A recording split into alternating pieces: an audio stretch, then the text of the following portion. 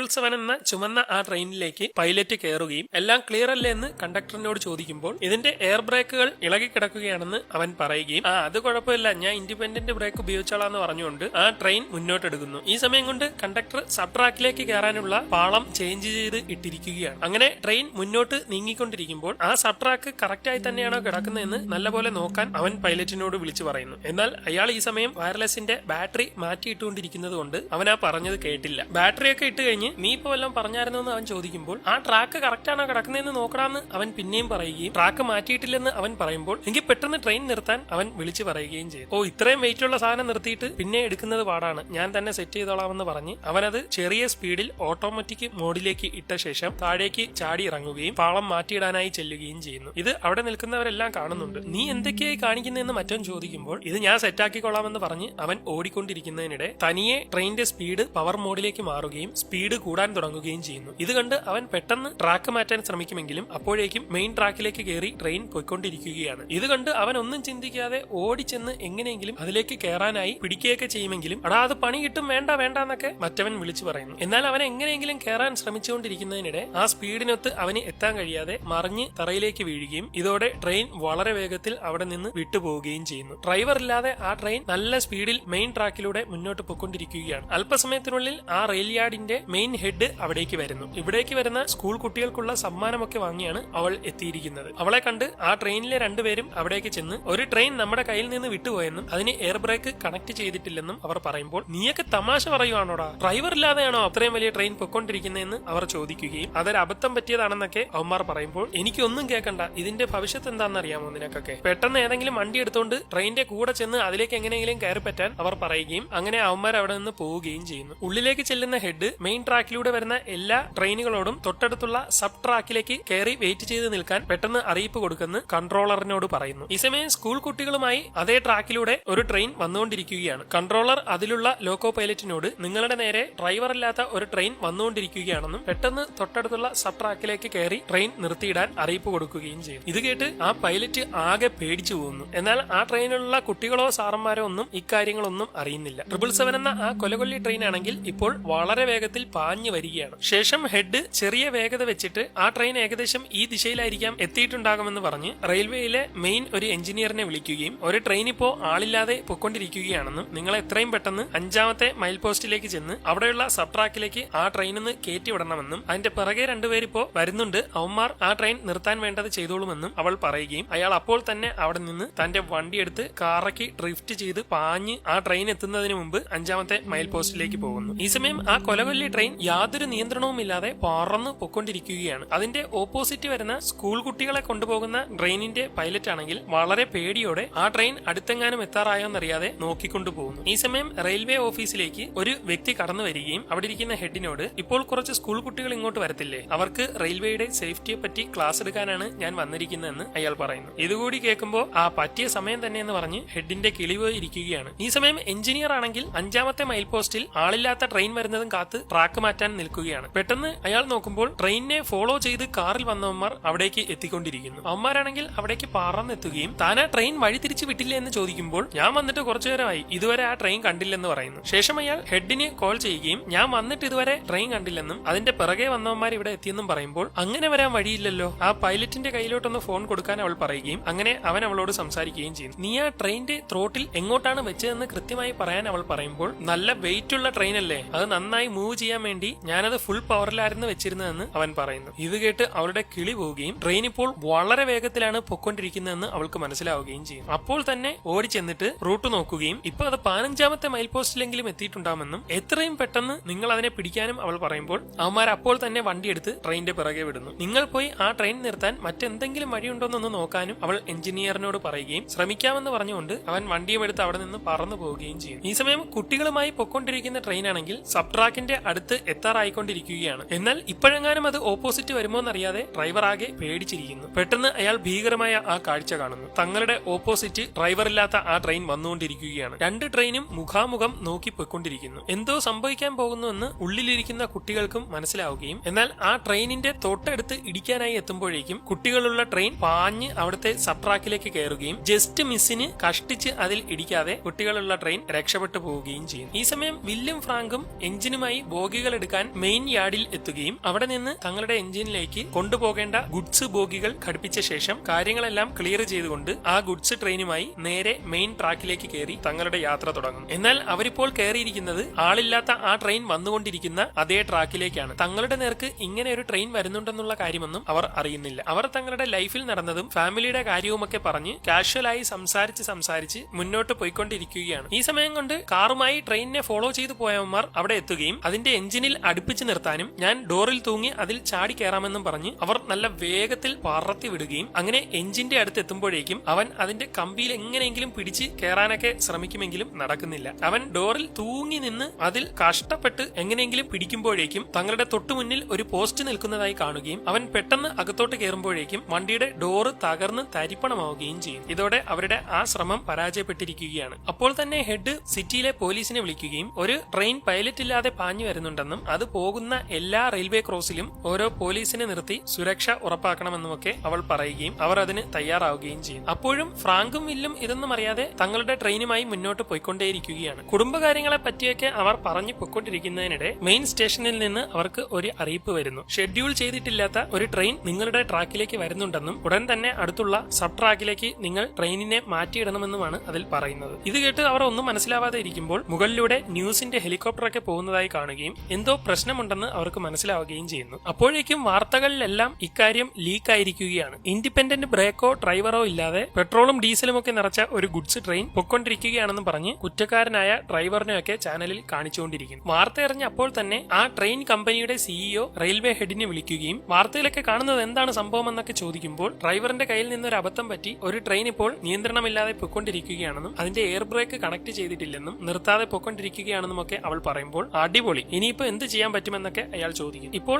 ആ ട്രെയിൻ പൊക്കൊണ്ടിരിക്കുന്നതിന്റെ കുറച്ച് അകലെയായി വേസ്റ്റുകൾ തട്ടുന്ന ഒരു യാർഡുണ്ട്. അവിടെ വെച്ച് എങ്ങനെയെങ്കിലും ഈ ട്രെയിൻ തകർത്ത് കളയുകയോ മറിച്ചിടുകയോ ചെയ്യണം. അത് കഴിഞ്ഞാൽ പിന്നീടുള്ളതെല്ലാം ആളുകൾ തിങ്ങി പാർക്കുന്ന ഏരിയയാണ്. പിന്നീട് ഒന്നും ചെയ്യാൻ കഴിയില്ലെന്നൊക്കെ അവൾ പറയുമ്പോൾ ഇത്രയും വിലയുള്ള ട്രെയിൻ മറിച്ചു കളയാനോ? ആ ട്രെയിനിന് എന്തെങ്കിലും സംഭവിച്ചാൽ കോടിക്കണക്കിന് രൂപയുടെ നഷ്ടമാണ് സംഭവിക്കുന്നത് എന്നൊക്കെ അയാൾ പറയുന്നു. ഇവിടെ ഇപ്പോൾ നഷ്ടം നോക്കിയിട്ട് കാര്യമില്ല. ആ ട്രെയിൻ പെട്രോളും ഡീസലും ഒക്കെ നിറച്ചിട്ടുള്ള ഒരു വലിയ മിസൈലിന് തുല്യമാണ്. ജനങ്ങളുള്ള സ്ഥലത്തെങ്ങാനും വെച്ച് അതിന് വല്ലതും സംഭവിച്ചു കഴിഞ്ഞാൽ ഒരു നാട് മുഴുവൻ ഇല്ലാതാവും. അതായിരിക്കും ഏറ്റവും ഭീകരമായ അവസ്ഥ. അതുകൊണ്ട് എത്രയും വേഗം ആളൊഴിഞ്ഞ ആ സ്ഥലത്ത് വെച്ച് അതിനെ തകർത്തേ പറ്റുള്ളൂ എന്നൊക്കെ അവൾ പറയുന്നു. അങ്ങനെ ട്രെയിൻ തകർക്കാനൊന്നും പറ്റത്തില്ല, അല്ലാതെ അത് നിർത്താൻ എന്തെങ്കിലും വകുപ്പുണ്ടോ എന്ന് നോക്കട്ടെ എന്നൊക്കെ അയാൾ പറയുന്നു. ഈ സമയം ഭീകരമായ ആ ട്രെയിൻ വളരെ വേഗത്തിൽ പൊയ്ക്കൊണ്ടിരിക്കുകയാണ്. പോലീസുകാർ അവിടെ നിന്ന് അതിന്റെ സ്പീഡ് അളന്ന് നോക്കുമ്പോൾ 70 മൈൽ അഥവാ 120 കിലോമീറ്റർ സ്പീഡിലാണ് ഇപ്പോൾ ഈ ട്രെയിൻ പൊയ്ക്കൊണ്ടിരിക്കുന്നതെന്ന് അവർ അറിയിക്കുന്നു. ഇതിനിടെ ട്രെയിൻ പാസ് ചെയ്ത് പോകുന്ന ഒരു റെയിൽ ക്രോസിൽ പോലീസുകാരൻ വണ്ടികളൊക്കെ തടഞ്ഞിട്ടുകൊണ്ടിരിക്കുകയാണ്. പെട്ടെന്ന് അതുവഴി വരുന്ന ഒരു ലോറിയിൽ ഡ്രൈവർ പാട്ടൊക്കെ ഇട്ടുകൊണ്ടിരിക്കുകയും പോലീസ് കൈ കാണിക്കുമ്പോൾ അയാൾ പെട്ടെന്ന് അത് കണ്ട് വണ്ടി ചവിട്ടുന്നതിനിടെ അവിടെ കിടന്ന ലോറിയിൽ ഇടിച്ച് അതിന്റെ കണ്ടെയ്നർ നേരെ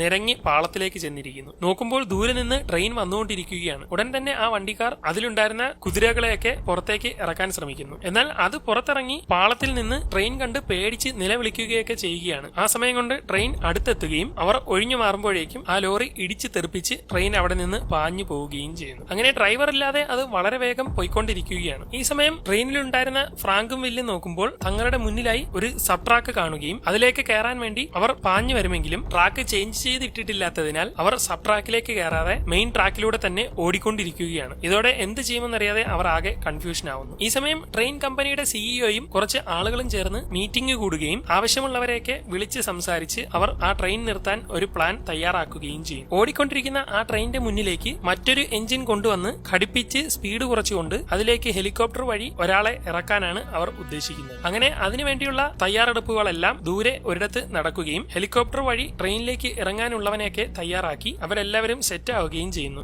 എല്ലാം സെറ്റാക്കി കഴിഞ്ഞ് ആ ട്രെയിൻ എത്താൻ വേണ്ടി എല്ലാവരും കാത്തു നിൽക്കുകയാണ്. അല്പസമയത്തിനുള്ളിൽ ട്രെയിൻ അവിടേക്ക് എത്തുകയും അപ്പോൾ തന്നെ ഇടിച്ചു നിർത്താനുള്ള എഞ്ചിൻ സബ് ട്രാക്കിൽ നിന്ന് മെയിൻ ട്രാക്കിലേക്ക് കയറുന്നു. അതിന്റെ പിറകെ മറ്റേ ട്രെയിൻ വരികയാണ്. അതോടൊപ്പം എഞ്ചിനിലേക്ക് ഇറങ്ങാനുള്ളവനെയും കൊണ്ട് ഹെലികോപ്റ്റർ പറന്നു പോകുന്നു. അങ്ങനെ ഹെലികോപ്റ്ററിലുള്ളവനെയും കൊണ്ട് ട്രെയിനിന്റെ കൂടെ അവർ പൊയ്ക്കൊണ്ടിരിക്കുകയാണ്. മുന്നിലാണെങ്കിൽ അത് നിർത്താനുള്ള എഞ്ചിനും പൊയ്ക്കൊണ്ടിരിക്കുന്നു. ഇതോടെ എഞ്ചിൻ പൈലറ്റ് ആ എഞ്ചിൻ സ്ലോ ആക്കുകയും ഇതോടെ പിന്നിൽ നിന്ന് വരുന്ന ട്രെയിൻ വന്ന് അതിലേക്ക് ഇടിക്കുകയും ചെയ്യുന്നു. നല്ല രീതിയിൽ ബ്രേക്ക് ഇട്ട് ആ ട്രെയിനിനെ സ്ലോ ആക്കാൻ ശ്രമിച്ചുകൊണ്ടിരിക്കുകയാണ്. വെയിറ്റ് കൂടിയ ട്രെയിൻ ആയതിനാൽ ഇയാളുടെ എഞ്ചിൻ കൊണ്ട് അതിനെ പിടിച്ചു നിർത്താൻ കഴിയുന്നില്ല. എങ്കിലും കുറെ നേരം പാടുപെട്ട് ഒരുവിധം അയാൾ എങ്ങനെയെങ്കിലും അതിന്റെ സ്പീഡ് കുറയ്ക്കുന്നു. ഇതോടെ ഹെലികോപ്റ്ററിലുള്ളവർ തയ്യാറാവുകയും കൃത്യമായി നേരെ ആളിനെ ആ എഞ്ചിന്റെ മുകളിലേക്ക് കൊണ്ടുവന്ന് ഇറക്കുമ്പോഴേക്കും മുന്നിലെ എഞ്ചിനുമായി അത് പിന്നെയും കൂട്ടിമുട്ടുകയും ഇതോടെ മുകളിൽ ഇറങ്ങിയവൻ തെറിച്ചു ചെന്ന് ആ ട്രെയിനിൽ തന്നെ ഇടിച്ച് അവന്റെ ബോധം നഷ്ടമായി തൂങ്ങിക്കിടക്കുകയാണ്. ഇതെല്ലാം ടിവിയിലൂടെ എല്ലാവരും കാണുന്നുണ്ട്. നമ്മളുടെ മിഷൻ ഫെയിലായി, ഇനി നിങ്ങൾ എത്രയും പെട്ടെന്ന് എഞ്ചിൻ തൊട്ടടുത്തുള്ള സബ്ട്രാക്കിലേക്ക് കയറ്റാൻ അവർ അറിയിക്കുകയും അയാൾക്ക് വേണ്ടി സബ്ട്രാക്ക് ഒക്കെ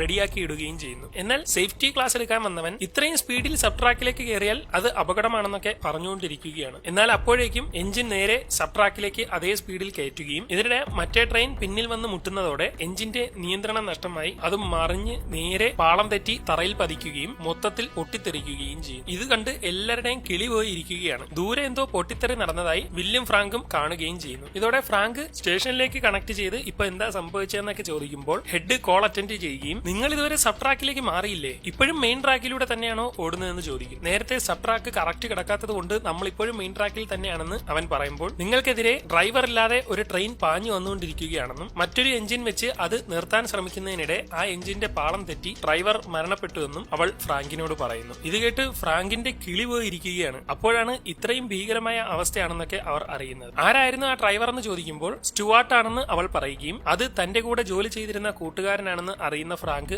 ആകെ ഷോക്ക് ആവുകയും ചെയ്യും. നിങ്ങളും ആ ട്രെയിനും ഇപ്പോൾ ഏകദേശം നേർക്ക് നേരെ വന്നുകൊണ്ടിരിക്കുകയാണ്. നിങ്ങളുടെ മുന്നിൽ ഇനി ഒറ്റ സബ് ട്രാക്ക് മാത്രമാണുള്ളത്. എത്രയും വേഗം മറ്റേ ട്രെയിൻ എത്തുന്നതിന് മുമ്പ് അതിലേക്ക് കയറി രക്ഷപ്പെടാൻ അവൾ പറയും. അങ്ങനെ അവർ പാഞ്ഞു പോവുകയാണ്. ഈ സമയം കൊണ്ട് ഡ്രൈവറില്ലാത്ത ട്രെയിനിന്റെ നേരെ മറ്റൊരു ട്രെയിൻ വരുന്നുണ്ടെന്ന് പറഞ്ഞുകൊണ്ട് ന്യൂസിലൊക്കെ ഫ്രാങ്കിന്റെയും വില്ലിന്റെയും ട്രെയിൻ കാണിക്കുകയും ഇത് കമ്പനിയുടെ സിഇഒ ഉൾപ്പെടെ കാണുകയും ചെയ്യും. എന്ത് സംഭവിക്കുമെന്നറിയാതെ എല്ലാവരും നോക്കി നിൽക്കുകയാണ്. ഉടൻ ഫ്രാങ്ക് ഫോൺ എടുത്ത് മകളെ വിളിക്കുകയും ഞാൻ വെറുതെ വിളിച്ചതാണെന്നും നിങ്ങളെ ഒരുപാട് ഇഷ്ടമാണെന്നും ഒക്കെ അവൻ പറയുന്നു. നിങ്ങൾ എന്താ ഇപ്പൊ ഇങ്ങനെയൊക്കെ പറയുന്നത്, എന്തെങ്കിലും പ്രശ്നമുണ്ടോന്നൊക്കെ ചോദിക്കുമ്പോൾ അയാൾ ഫോൺ കട്ട് ചെയ്ത് കളയുകയും ഈ സമയം കൊണ്ട് അവർ സബ് ട്രാക്കിന്റെ തൊട്ടടുത്ത് എത്തുകയും ചെയ്യുന്നു. ഇതോടെ ഫ്രാങ്ക് സ്പീഡ് കുറയ്ക്കുകയും ഇപ്പൊ എന്തിനാ കുറച്ചെന്ന് ചോദിക്കുമ്പോൾ ഇത്രയും സ്പീഡിൽ സബ് ട്രാക്കിലേക്ക് കയറിയ പാളം തെറ്റുമെന്ന് പറഞ്ഞുകൊണ്ട് അവർ തൊട്ടടുത്തെത്തുമ്പോൾ മറ്റേ ട്രെയിൻ എതിരെ വരികയാണ്. അപ്പോഴേക്കും എഞ്ചിൻ സബ് ട്രാക്കിലേക്ക് കയറി കഴിഞ്ഞു. എന്നാൽ മറ്റേ ട്രെയിൻ പാഞ്ഞു വരികയും അവരുടെ ഓപ്പോസിറ്റ് പോകുന്നത് അവർ കാണുകയും ചെയ്യും. രണ്ട് ട്രെയിനുകളും ഓപ്പോസിറ്റ് സൈഡിലൂടെ പോകുമെങ്കിലും അവരുടെ ഏറ്റവും അവസാനത്തെ ബോഗി കടക്കുന്നതിന് മുമ്പ് ആ ബോഗി ഇടിച്ച് തകർത്തുകൊണ്ട് ട്രെയിൻ മുന്നോട്ട് നീങ്ങും. അങ്ങനെ സബ് ട്രാക്കിൽ നിർത്തിയിട്ട ശേഷം ഫ്രാങ്ക് നോക്കുമ്പോൾ മറ്റേ ട്രെയിനിന്റെ ഏറ്റവും അവസാനത്തെ ക്ലിപ്പ് ഓപ്പൺ ആയി കിടക്കുകയാണ്. അപ്പോൾ തന്നെ അവൻ ഒന്നും നോക്കാതെ പുറത്തേക്ക് ഇറങ്ങി നേരെ നടന്നു ചെന്ന് ആ ട്രെയിൻ നിർത്താൻ നമ്മളെ കൊണ്ട് കഴിയുമെന്നും ഇതുവരെ ഇവരെല്ലാം ഒന്നും അറിയാതെയാണ് ഓരോന്ന് ചെയ്തതെന്നും പറഞ്ഞുകൊണ്ട് എഞ്ചിനും ബോഗിയും തമ്മിലുള്ള ക്ലിപ്പ് ഇളക്കിയിട്ട ശേഷം നമ്മളത് നിർത്താൻ പോവുകയാണെന്ന് പറയുന്നു. അതെങ്ങനെ നിർത്തുമെന്നൊക്കെ അവൻ ചോദിക്കുമ്പോൾ ഇത് കൊണ്ട് ചെന്ന് അതിന്റെ പിന്നിൽ കണക്ട് ചെയ്ത് മുന്നോട്ട് വലിച്ചാൽ ആ ട്രെയിൻ നിൽക്കും എന്നൊക്കെ ഫ്രാങ്ക് പറയുന്നു. ഇത് റിസ്ക് പിടിച്ച പരിപാടിയാണ്, ഇതെങ്ങാനും ഫെയിൽ ആയാൽ നമുക്ക് എന്ത് സംഭവിക്കുമെന്ന് നിങ്ങൾക്കറിയാമോ എന്ന് അവൻ ചോദിക്കുമ്പോൾ അതിനെ പറ്റിയൊന്നും ഇപ്പോൾ ചിന്തിക്കേണ്ട, നീ വരുന്നെങ്കിൽ വരാൻ പറഞ്ഞ് ഫ്രാങ്ക് ഉള്ളിലേക്ക് കയറുകയും മറ്റു വഴിയില്ലാതെ അവനും കൂടെ കയറുകയും ചെയ്യും. അങ്ങനെ അവർ വീണ്ടും മെയിൻ ട്രാക്കിലേക്ക് കയറ്റി അവരുടെ എഞ്ചിൻ റിവേഴ്സിൽ കൊണ്ടുപോവുകയാണ്. വളരെ വേഗത്തിൽ അവർ ആ ട്രെയിനിന്റെ പിറകെ പൊക്കൊണ്ടിരിക്കുന്നു. നിങ്ങളിപ്പോ എങ്ങോട്ടാണ് പോകുന്നതെന്നൊക്കെ ഹെഡ് ചോദിക്കുമ്പോൾ അതിനെ നിർത്താൻ പോവുകയാണെന്ന് ഫ്രാങ്ക് പറയുകയും അത് നിങ്ങളെ കൊണ്ടൊന്നും കഴിയില്ല, നമ്മളൊക്കെ ശ്രമിച്ച് പരാജയപ്പെട്ടതാണെന്നൊക്കെ ഹെഡ് പറയുന്നു. നിങ്ങൾ വിചാരിക്കുന്ന പോലൊന്നും ഇത്രയും വലിയ ട്രെയിൻ നിർത്താൻ പറ്റില്ല, ഞാൻ എന്തായാലും ഒരു കൈ നോക്കുകയാണെന്ന് പറഞ്ഞുകൊണ്ട് ഫ്രാങ്കും വില്ലും പാഞ്ഞു പോവുകയാണ്. ഈ സമയം ദൂരെ ഒരിടത്ത് ട്രെയിൻ വരുന്നതും കാത്ത് കുറച്ച് പോലീസുകാർ നിൽക്കുകയാണ്. ട്രെയിനിന്റെ എമർജൻസി സ്വിച്ചിലേക്ക് വെടിവെച്ച് കൊള്ളിക്കാനാണ് അവർ നിൽക്കുന്നത്. ട്രെയിൻ അടുത്തെത്തുന്നതോടെ അവർ തയ്യാറാവുകയും തുരുതിരെ അതിലേക്ക് വെടിവെക്കാൻ ശ്രമിക്കുമെങ്കിലും ഒറ്റ ബുള്ളറ്റ് പോലും ആ എമർജൻസി സ്വിച്ചിൽ കൊള്ളുന്നില്ല. ഇതിനിടെ കമ്പനിയുടെ സിഇഒ ഫ്രാങ്കിനോട് സംസാരിക്കുകയും അടുത്ത ജംഗ്ഷനിൽ വെച്ച് ആ ട്രെയിൻ മറിക്കാൻ വേണ്ടതെല്ലാം നമ്മൾ ചെയ്തിട്ടുണ്ടെന്നും ഇനി നിങ്ങൾ അതിന്റെ പിറകെ പോണ്ടെന്നും ഒക്കെ അവരോട് പറയുന്നു. നിങ്ങൾ ഉദ്ദേശിക്കുന്ന കാര്യങ്ങളൊന്നും നടക്കില്ല, ഇത്രയും വലിയ ഒരു ട്രെയിനിനെ അങ്ങനെ എങ്ങും പിടിച്ചു നിർത്താൻ പറ്റില്ലെന്നൊക്കെ ഫ്രാങ്ക് പറഞ്ഞുകൊണ്ടിരിക്കുകയാണ്. ഈ സമയം ദൂരെ ഒരിടത്തായി ഫയർഫോഴ്സും റെയിൽവേ ഉദ്യോഗസ്ഥരും ഒക്കെ ചേർന്ന് ട്രെയിൻ മറിച്ചിടാനുള്ള ഒരു സെറ്റപ്പ് ചെയ്തുകൊണ്ടിരിക്കുന്നു. ഈ പാളത്തിൽ നമ്മൾ കുറച്ച് ക്ലിപ്പുകൾ സെറ്റ് ചെയ്ത് വെച്ചിട്ടുണ്ട്, ഇതിലേക്ക് ആ ട്രെയിൻ വന്ന് കയറുമ്പോൾ മറിഞ്ഞങ്ങ് വീണോളും, ആ തരത്തിലാണ് ഇത് സെറ്റ് ചെയ്തിരിക്കുന്നതെന്നൊക്കെ ടിവിയിൽ പറഞ്ഞുകൊണ്ടിരിക്കുകയാണ്. അങ്ങനെ അല്പസമയത്തിനുള്ളിൽ ആ ക്ലിപ്പുകൾ വെച്ചിരിക്കുന്ന ഭാഗത്തേക്ക് ട്രെയിൻ ഓടിയെത്തുകയും അത് പാഞ്ഞു വന്ന് ആ ക്ലിപ്പുകളെല്ലാം തകർത്ത് ചന്നാവിന്ന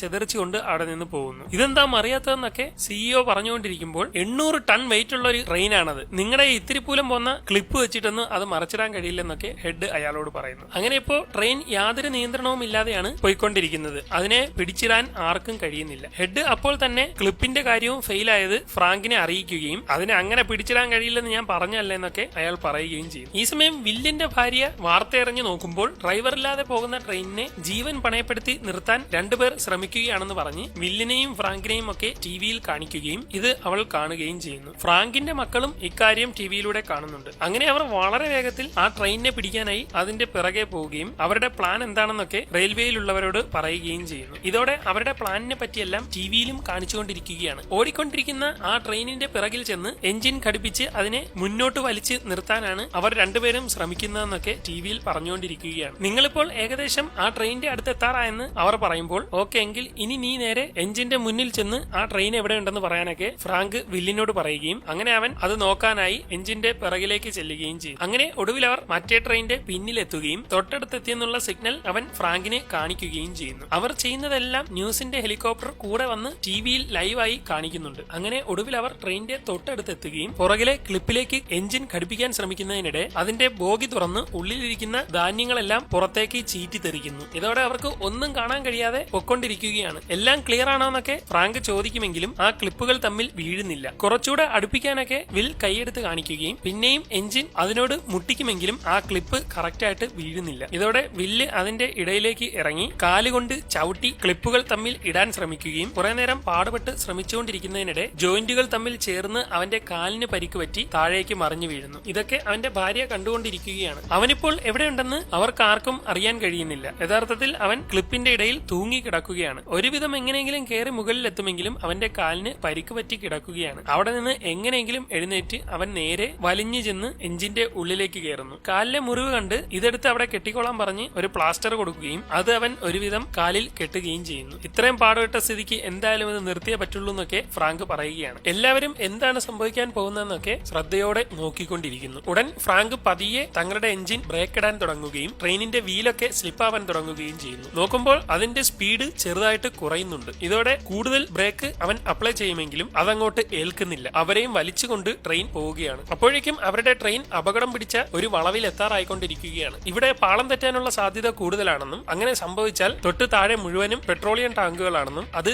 വലിയ അപകടത്തിലേക്ക് എത്തിക്കുമെന്നൊക്കെ വാർത്തകളിൽ കാണിച്ചുകൊണ്ടിരിക്കുകയാണ്. ഉടൻ ഫ്രാങ്ക് റെയിൽവേയിലേക്ക് വിളിച്ച് ഇപ്പോൾ നമ്മൾ ഉപയോഗിക്കുന്ന ട്രിക്ക് കൊണ്ട് ഈ ട്രെയിനെ സ്ലോ ആക്കാനേ പറ്റൂ, നിർത്താൻ കഴിയില്ല. ട്രെയിനിന്റെ ഓരോ ബോഗിയിലും ഇൻഡിവിജ്വൽ ബ്രേക്ക് ഉണ്ടാവും. അത് മാനുവലായി യൂസ് ചെയ്ത് കുറച്ചുകൂടെ സ്ലോ ആക്കാൻ പോവുകയാണെന്ന് പറഞ്ഞുകൊണ്ട് ഫ്രാങ്ക് വില്ലിനെ പിടിച്ച് ഡ്രൈവിംഗ് സീറ്റിലേക്ക് ഇരുത്തുകയും നീ ഇവിടെ ഇരുന്ന് ബ്രേക്ക് അപ്ലൈ ചെയ്താൽ മതിയെന്നും ഞാൻ അങ്ങോട്ട് പോകാമെന്നും പറഞ്ഞുകൊണ്ട് ഫ്രാങ്ക് നേരെ പുറത്തേക്ക് ഇറങ്ങുകയും ട്രെയിനിന്റെ ലാസ്റ്റ് ബോഗിയിലേക്ക് ചെന്ന് അതിലുള്ള ബ്രേക്ക് അപ്ലൈ ചെയ്യുന്നു. ഇതോടെ സ്പീഡ് കുറച്ചുകൂടി കുറഞ്ഞേക്കുവാണ്. അങ്ങനെ അവൻ ട്രെയിനിന്റെ മുകളിലേക്ക് കയറിയ ശേഷം അടുത്ത ബോഗിയിലേക്ക് പോവുകയാണ്. അങ്ങനെ അടുത്തതിലും ബ്രേക്ക് അപ്ലൈ ചെയ്യുന്നതോടെ കുറച്ചുകൂടി സ്പീഡ് കുറയുന്നു. പിന്നീട് വീണ്ടും അടുത്ത ബോഗിയിലേക്ക് ഓടിക്കൊണ്ടിരിക്കുകയാണ്. ഫ്രാങ്കിന്റെ മക്കളൊക്കെ ഇത് ടിവിയിലൂടെ കാണുന്നുണ്ട്. അങ്ങനെ ഓരോ ബോഗിയിലും അപ്ലൈ ചെയ്ത് സ്പീഡ് നല്ല രീതിയിൽ കുറഞ്ഞിരിക്കുകയാണ്. എന്നാൽ പെട്ടെന്ന് അവരുടെ എഞ്ചിന്റെ ബ്രേക്ക് ഫെയിൽ ആവുകയും ബ്രേക്ക് തകർന്ന് പിന്നെയും ട്രെയിനിന്റെ സ്പീഡ് കൂടാൻ തുടങ്ങുകയും ചെയ്യുന്നു. ഇതോടെ ഫ്രാങ്കിനും ഒന്നും ചെയ്യാൻ കഴിയാതെ പൊക്കൊണ്ടിരിക്കുകയാണ്. അവരാണെങ്കിൽ ഇപ്പോൾ ആ വളവ് എത്താറായിരിക്കുന്നു. അവിടെ വെറും 15 മൈൽ സ്പീഡിൽ മാത്രമാണ് പോകാനുള്ള അനുവാദമുള്ളത്. എന്നാൽ ഇപ്പോൾ അവർ അതിന്റെ ഇരട്ടിയും കടന്ന് ആ വളവിലേക്ക് കടക്കുകയും വേഗത്തിൽ അതുവഴി പോകുന്നതോടെ ട്രെയിൻ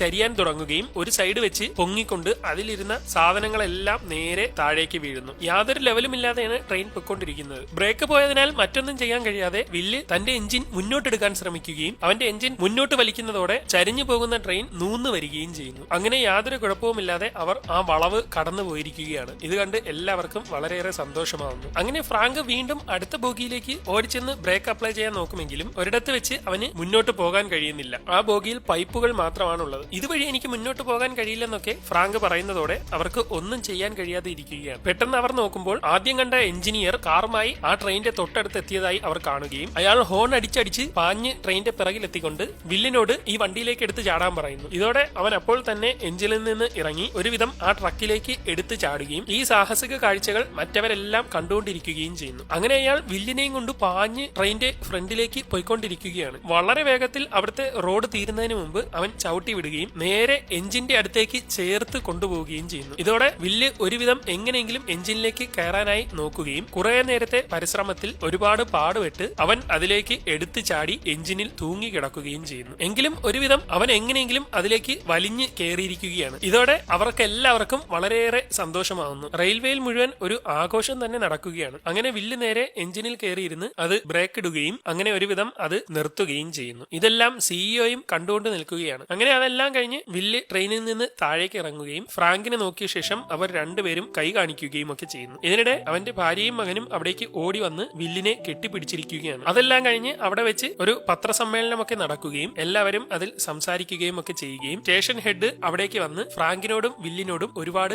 നന്ദിയൊക്കെ പറയുകയും ചെയ്യുന്നു. ഇവിടെ വെച്ച് സിനിമ അവസാനിക്കുന്നു. ഈ സിനിമയ്ക്ക് വലിയൊരു പ്രത്യേകതയുണ്ട്. എന്തെന്നാൽ ഇത് 2001 അമേരിക്കയിൽ നടന്ന ഒരു യഥാർത്ഥ സംഭവമാണ്. CSX എന്ന പേരുള്ള ഒരു ട്രെയിനിലാണ് ഇങ്ങനെ സംഭവിച്ചത്. സംഭവിച്ചത്. ഇതിന്റെ വിശദ വിവരങ്ങൾ ഇന്നും ഇന്റർനെറ്റിൽ അവൈലബിൾ ആണ്. 2010 $85 മില്യൺ ബഡ്ജറ്റിൽ പുറത്തിറങ്ങിയ ഈ cinema $167 million box office collection നേടി.